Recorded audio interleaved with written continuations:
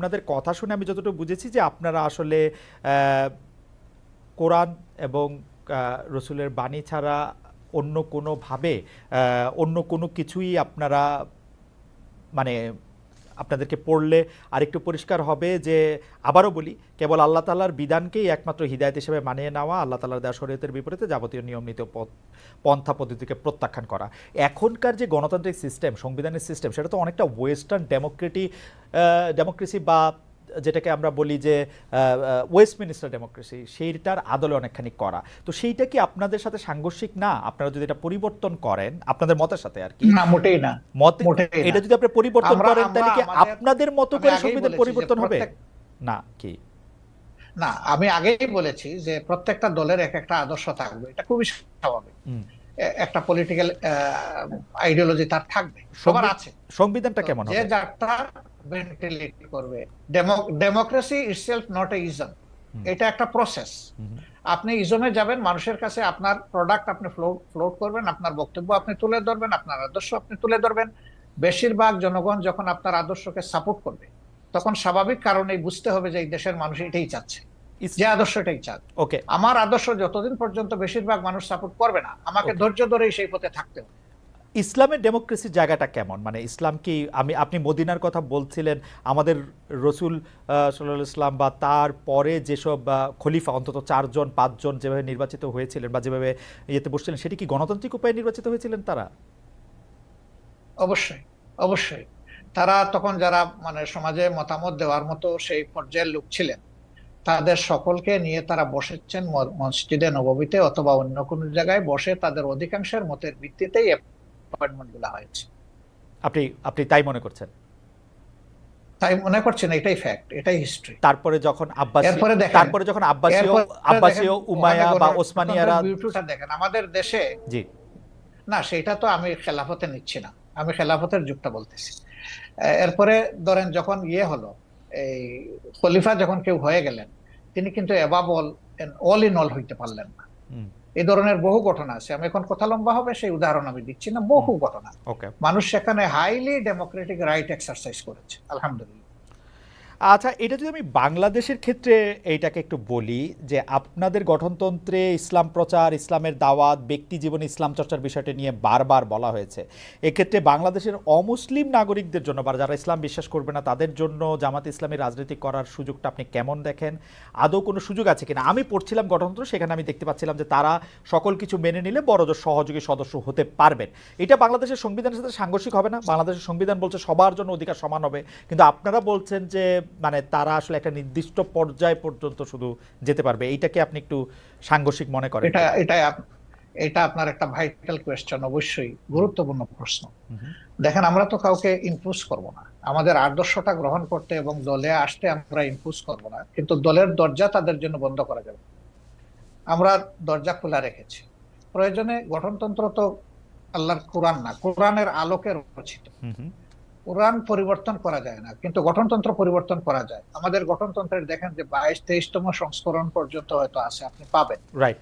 তার মানে কি? তার মানে হলো আগের যে জিনিসটা আমরা মনে করেছি পরিবর্তন করা দরকার, মূলনীতি ঠিক রেখে যুগের চাহিদাকে অ্যাড্রেস করা দরকার, সেটা আমরা করেছি। হবে, সবগুলাই হবে, অ্যাকোমোডেশন হবে, কোনো সমস্যা হবে না ইনশাআল্লাহ। এই প্রসঙ্গে প্রশ্নটা করে ফেলি যে আমরা আপনাদের গঠনতন্ত্রে যেরকম পড়তে পারছি যে 33 ভাগ 2020 সালের মধ্যে নারী সদস্য সম্পৃক্ত হওয়ার কথা, সেটা হয়েছে কিনা? নারী নেতৃত্বের দিক বিবেচনা করলে নারীরা জামায়াতের কোন পদ পর্যন্ত যেতে পারবেন? এটি 1 নম্বর প্রশ্ন। 2 নম্বর প্রশ্ন হচ্ছে, জামাতের গঠনতন্ত্রে একটা বড় পরিবর্তন এসেছিল কিন্তু আসলে নির্বাচন কমিশনের নির্দেশে। আপনারা তখন এটা খুব খুশি মনে পরিবর্তন করেছেন, সেটা না, কিন্তু এটা করেছেন। এই প্রসঙ্গে আপনি একটু কি বলবেন? দুটি প্রশ্ন। আসলে আমরা যেটাই করি আমরা ডেমোক্রেটিক ওয়েতে করি, আলাপ আলোচনা করেই করেছি, আমরা একমত হয়ে করেছি। 2 নম্বর হচ্ছে নারী মানে কোটার প্রপোর্শনের যে বিষয়টা বলেছেন, আমরা 33 না, আলহামদুলিল্লাহ এখন নারীদের প্রপোর্শন হচ্ছে 44% আমাদের সংগঠন, এবং তারা আমাদের কেন্দ্রীয় সুরায় আছেন, কর্ম পরিষদে আছেন, সব জায়গায় তারা আছে। আচ্ছা, একটি গ্রহণযোগ্য নির্বাচন অন্তর্বর্তী সরকারে করতে হবে। একটি জনপ্রিয় প্রশ্ন এরকম যে আপনারা আওয়ামী লীগকে নির্বাচনে অংশ নিতে দেওয়ার পক্ষে নাকি বিপক্ষে? আওয়ামী লীগ আপনাদের কোনো রাজনৈতিক স্পেস না নিলেও আপনি আওয়ামী লীগের নাম উল্লেখ না করে কোনো ধরনের জুলুম না করার কথা ঘোষণা দিয়েছেন। অনেকে বলেছেন যে এই ঘোষণা না দেওয়ার কে আপনি, এই প্রসঙ্গেও যদি একটু আপনি বলেন। না, এই ঘোষণা দেওয়ার কে প্রশ্ন করেছে? জি। আসলে আমি আওয়ামী লীগের নাম নেই নাই, আর আওয়ামী লীগকেও আমি ইন্ডিকেট করি। হুম। শুধু আওয়ামী লীগ আমাদের উপরে জুলুম করে নাই, আরো অনেক পক্ষ আমাদের উপরে জুলুম করেছে। হুম। দল হিসাবে আমাদের উপরে যে জুলুমটা করা হয়েছে, যেমন ধরেন আমাদের নিবন্ধন কেড়ে নেওয়া হয়েছে, আমাদের প্রতীক কেড়ে নেওয়া হয়েছে, আমাদের অফিসগুলা সিলগালা করা হয়েছে, আমাদের শেষ পর্যন্ত তারা দিশাহারা হয়ে আমাদেরকে নিষিদ্ধ ঘোষণা করেছে। এই যে কাজগুলা দলের উপরে যে জুলুম করেছে, আমরা বলছি যে এটা প্রতিশোধ আমরা নেব। কারণ প্রতিশোধ প্রতিহিংসার জন্ম নেই, আর প্রতিশোধ যখনই নিতে যাব তখন আইন হাতে তুলে নেওয়া হয়। আমরা আইন হাতে তোলার নেওয়ার ব্যাপারে আমরা বিশ্বাসী না। কিন্তু সাথে সাথে এই কথাটা আমরা বলেছি যে ভিকটিম এবং ভিকটিম ফ্যামিলি যদি আইনের আশ্রয় নেয়, এটা তাদের রাইট ন্যায় বিচার পাওয়া, তাহলে আমরা তাদেরকে সর্বাত্মক সহযোগিতা করবো। আমরা স্ট্যান্ড থেকে সরিনি, আমাদের স্ট্যান্ড আছে। এখানে আওয়ামী লীগের নামও নেওয়া হয়নি, আওয়ামী লীগকে ইন্ডিকেটও করা হয়নি। এটা ছিল একটা সামগ্রিক বক্তব্য। আমার এই বক্তব্যটাকে টুইস্ট করা হয়েছে যে জামাতের আমির আওয়ামী লীগকে ক্ষমা করে দিয়েছেন এবং সাধারণ ক্ষমা ঘোষণা করেছেন। প্রথমটা তো নাই, দ্বিতীয়টা করার আমি কে? একটা রাষ্ট্রে সাধারণ ঘোষণা করার একমাত্র ব্যক্তি হচ্ছেন রাষ্ট্রপ্রধান, যিনি অর্থাৎ প্রেসিডেন্ট। তিনি ছাড়া প্রধানমন্ত্রী এটা পারে না, আর কেউই পারে না। আমি কে এটা করার? আমার তো কোনো অধিকার নাই। বরঞ্চ আমরা বারবার বলে আসছি যে যাদের উপরে জুলুম হয়েছে, যারা ক্ষতিগ্রস্ত হয়েছে, নিহত আহত গুম হয়েছে, তার সম্পদ হারা হয়েছে, চাকরি হারা হয়েছে, তারা অবশ্যই মামলা করবে এবং তাদেরকে আমরা সঙ্গত সহযোগিতা করব। আচ্ছা, এইটি অবশ্য আমাদের একটি প্রশ্ন, কারণ হচ্ছে যে পত্রপত্রিকায় যেটি ছাপা হলো আওয়ামী লীগকে ক্ষমা করে দেওয়ার ঘোষণা জামায়াতের আমিরের, অনেকেই বলেছেন যে আপনি হয়তো খোলা মনে সাদা মনে সেই ক্ষমাটি ঘোষণা করতেই চেয়েছেন, কিন্তু পরে যখন আপনার দলের লোকেরা বা আপনি ফিরে গিয়ে চাপের মুখে সেটি আবার একটু বক্তব্য অন্যরকম করছেন। বিষয়টি কি ঠিক? মোটেই না, আমি মোটেই না। আমার বক্তব্য টুইস্ট করা হয়েছিল, সেটাকে আমি ক্লিয়ার করেছি। কোনো চাপও ছিল না আমার উপরে, এবং আমি এখানে কোনো হীনমন্যতায় ভুগিনি। আমি যা ভালো মনে করেছি, খোলা মনে সেটি বলেছি। আচ্ছা, আরেকটি প্রশ্ন আসতে চাই, সেটা হচ্ছে বৈষম্য বিরোধী যে ছাত্র আন্দোলনের যে রাজনৈতিক প্ল্যাটফর্ম, সেটি নিয়ে আমি সরি একটু আপনাকে ইন্টারাপ্ট করব। জি। আপনি বলেছিলেন যে আওয়ামী লীগ নির্বাচনে আসুক, তারা রাজনীতি করুক, এটা আমি চাই। জি। আগে আওয়ামী লীগকে ডিসিশন নিতে হবে তারা আসলেই রাজনীতি করবে কিনা, তারা আসলেই রাজনীতি চায় কিনা। কারণ তারা যখনই ক্ষমতায় গিয়েছে তখন তো তারা রাজনীতির বাইরে চলে গেছে। প্রথম পিরিয়ডে শেখ মুজিব সাহেব জীবিত থাকা অবস্থায় তো তিনি বহুদলীয় গণতন্ত্রকে একদম শেষ করে দিয়ে একদলীয় বাকশাল কায়েম করেছে।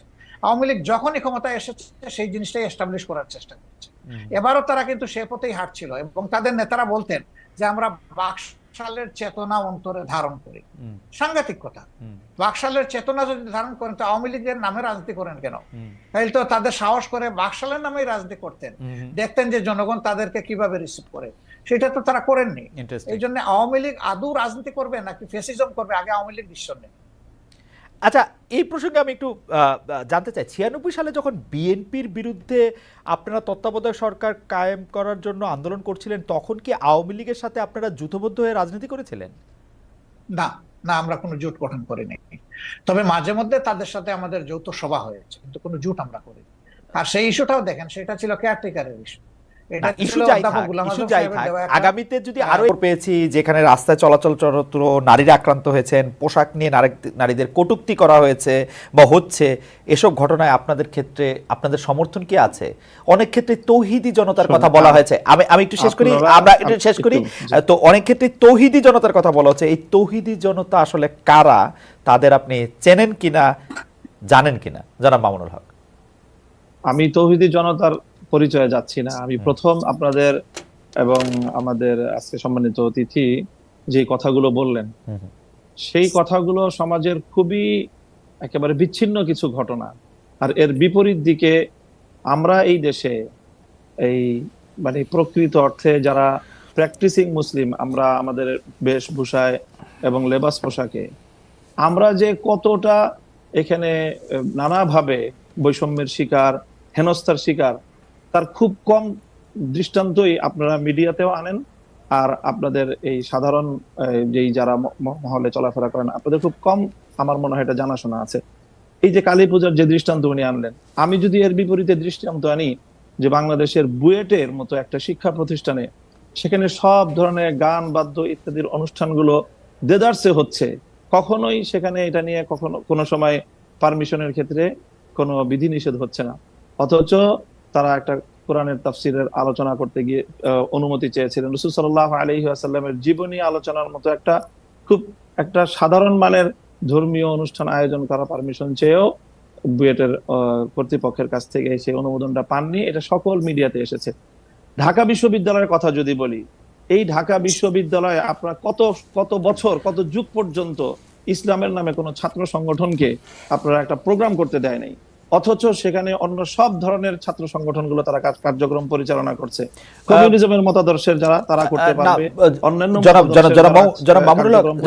তারা করতে পারবে, শুধু ইসলামী ছাত্র সংগঠনের নাম নেওয়া হলেই ঢাকা বিশ্ববিদ্যালয় তাদেরকে অচ্ছুত হিসেবে সাব্যস্ত করে রাখা হয়েছিল।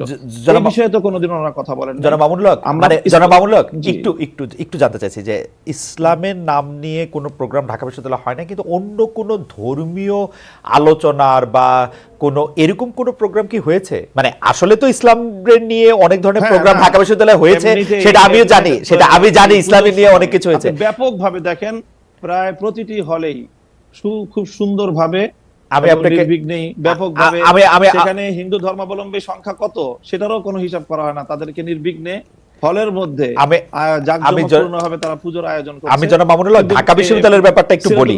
আমি একটু ঢাকা বিশ্ববিদ্যালয়, তখন সেখানে অনুমোদন পাওয়া যায়। আমি ঢাকা বিশ্ববিদ্যালয়ের কথাটা একটু বলি। ঢাকা বিশ্ববিদ্যালয় আরবি, ইসলামের ইতিহাস ও সংস্কৃতি, ইসলামিক স্টাডিজ যেটা ইসলামী শিক্ষা সহ, ফার্সি সহ এবং আরো বেশ কিছু জায়গায় নিয়মিত এই ডিপার্টমেন্টগুলিতে নিয়মিত কোরআনের তাফসির, কোরআনের গল্প, কোরআনের থেকে বিভিন্ন উদাহরণ, হাদিসের বিভিন্ন রকম কথা, এগুলি নিয়ে নিয়মিত সেমিনারের আয়োজন করা হয়।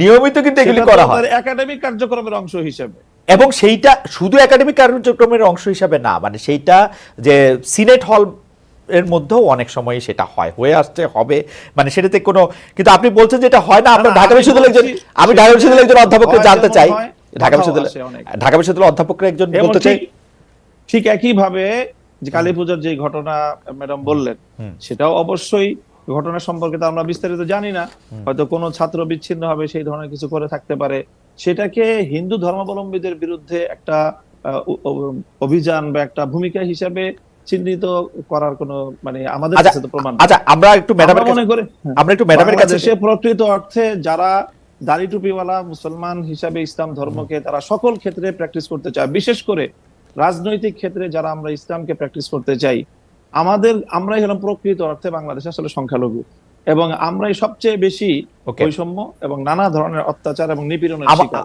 এবং আমাদের এই নিপীড়নের বিরুদ্ধে কখনোই সমাজের এই যে সাধারণ শিক্ষা ব্যবস্থার যারা শিক্ষক মহোদয় আছেন বা অন্যান্য আপনাদেরও খুব একটা সোচ্চার কখনো আমরা পাই। আচ্ছা, আমরা এটা অধ্যাপক মাহবুবকে জানতে চাইবো। আমি একটু আপনার কাছ থেকে এটা জানতে চাই যে ধরেন বাংলাদেশে আপনি যে ধরনের রাষ্ট্র ব্যবস্থা কায়েম করতে চাচ্ছেন, ধরেন যে খিলাফা, সেই খিলাফা আসলো, তাহলে কি আপনারা এই যে ধরেন কালী পূজার কথা বলা হলো সেগুলি বন্ধ করে দিবেন? যে না, রমনায় বা বন্ধ হবে কেন, সেগুলি করতে দিবেন? প্রত্যেক ধর্মাবলম্বীর যার যার ধর্মীয় রীতি অনুযায়ী তার সে ধর্মীয় স্বাধীনতা ভোগ করবে, তার জানমালের নিরাপত্তার যে বিষয়গুলো আছে, ইসলামী রাষ্ট্র ব্যবস্থা, ইসলামী রাজনৈতিক যে বন্দোবস্ত, সেখানে অন্য ধর্মাবলম্বীদের ধর্ম পালনের শুধু স্বাধীনতা নয় বরং নিরাপত্তা নিশ্চিত করা হয়েছে, এবং সেই নিরাপত্তা অবশ্যই বাস্তবায়ন করা হবে। তাদেরকে কি জিজিয়া কর দিতে হবে?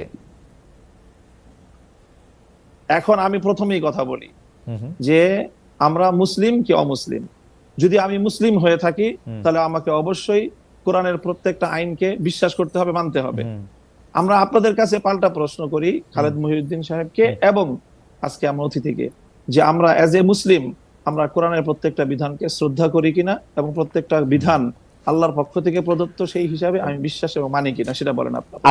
আচ্ছা, আমি প্রশ্ন উত্তর দিচ্ছি, আপা নিশ্চয়ই আমার থেকে দিবেন, আপা উত্তর দিবেন। আমি শুধু প্রশ্নটা করি যে আমরা কি কোরআনের বিধানটার প্রতি শ্রদ্ধা করি কেবলমাত্র আমি মুসলমান সেইটা বড় হওয়ার জন্য, নাকি আপা আরেকটা কথা বিভিন্ন জায়গায় বলে থাকেন, আমার হারাম হালাল জ্ঞান, আমার ঘুষ সুদ জ্ঞান, আমার অন্যায় অত্যাচার জ্ঞান, আমার বিভিন্নভাবে বিভিন্ন মানুষের যেটাকে আমানত্রে খেয়ানত করার জ্ঞান, সেইটাও আমরা মানি। আমি তো দেখি বাংলাদেশে আমি বলি, 10 জনে বাংলাদেশ দুটো বাংলাদেশ বিষয়। 90 ভাগ মুসলমানের একটা দেশ, হলো আমি দেখি ধর্মীয় 90 ভাগ বিশ্বাসকে মুসলমানের মধ্যে accept করার 90 ভাগ বিষয়। মুসলমান আর 90 ভাগ ধর্মীয় সেই বিশ্বাসটাকে আপনি প্র্যাকটিস করার বিষয়। যদি আপনি ধর্মীয় যে বিশ্বাস সেটাকে যদি আপনি অ্যাকসেপ্ট করেন, দেন তখন আপনি মুমিন না, এবং আপনি আমি মুসলিম। আমি আমি এবং যদি আপনি সেটাকে প্র্যাকটিস করেন, তারপর আপনি সে ভালো আমল হলো, আপনার উন্নত মুসলিম হলেন। কিন্তু না, আমাদের প্র্যাকটিস এই যে কোনটা প্রশ্নটা প্র্যাকটিস যেটা কোনটা আপনি গুরুত্বপূর্ণ, বললেন, প্র্যাকটিস যে কোনটা জিজিয়া গুরুত্বপূর্ণ, কর দিবে কিনা, রাইট, প্র্যাকটিস আপনাদের কোনটা এই প্রশ্নের আমি বলি একটু শুনেন। জি, জিজিয়া কর দিবে কিনা, জিজিয়া করটাকে স্বাভাবিকভাবে যেটা ভাবে উপস্থাপন করা হয় যে এটাকে খুব একটা জুলুম এবং অন্যায় এবং ইসলামের একটা বৈষম্যপূর্ণ বিধান হিসেবে আপনারা আখ্যায়িত করার আপনার প্রশ্নের টোনের মধ্যে কথাটা রয়েছে।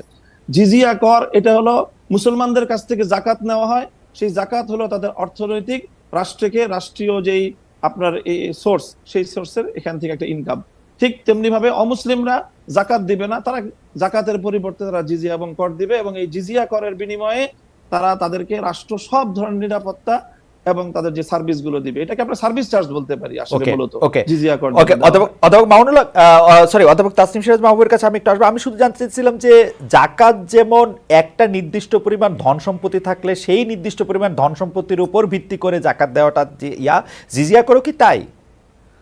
জিজিয়া কর হলো একটা চুক্তির ভিত্তিতে এবং একটা যৌক্তিক পরিমাণে, মানে একটা লোক পক্ষ থেকে নির্ধারণ করা হয় যে মাথা পিছু সবার জন্য, কোন সবার জন্য কতটুকু সামর্থ্য থাকলে কতটুকু দিবে, এবং সামর্থ্যের বাইরে যদি কারো উপরে জিজিয়া কর আরোপ করা হয়, তাহলে সেক্ষেত্রে কোরআন এবং হাদিসে সুস্পষ্টভাবে রাষ্ট্রকে নিষেধ করা হয়েছে, এবং যে এই আইন করবে একজন ব্যক্তির উপর সামর্থ্যের বাইরে যদি তার কাছ থেকে সার্ভিস চার্জ নেওয়া হয়, জিজিয়া কর নেওয়া হয়, তাহলে সেই আইন বলবৎ করা যাবে না। ইসলামিক স্পষ্টই বিধান রয়েছে। ইসলামের মধ্যে কোনটা বেশি গুরুত্বপূর্ণ, অমুসলিমদের সাথে সেরকম একটা চুক্তি করা, আমরা এই প্রশ্নের উত্তর আপনার পরে আসছি, যে অমুসলিমের কাছে একটা চুক্তি ঠিক করা, নাকি হচ্ছে যে চুরি ডাকাতি ঘুষ সুদ, বিগত সরকারের বিরুদ্ধে যেসব দুর্নীতির অভিযোগ আছে, আমরা ব্যাংক লুট সেগুলি, তারপর হচ্ছে যে কোনো অন্যায়ের কাছে মাথা স্বীকার করা, দুর্নীতি করা, কোনটা বেশি গুরুত্বপূর্ণ সেটা আপনার কাছ থেকে শুনবো।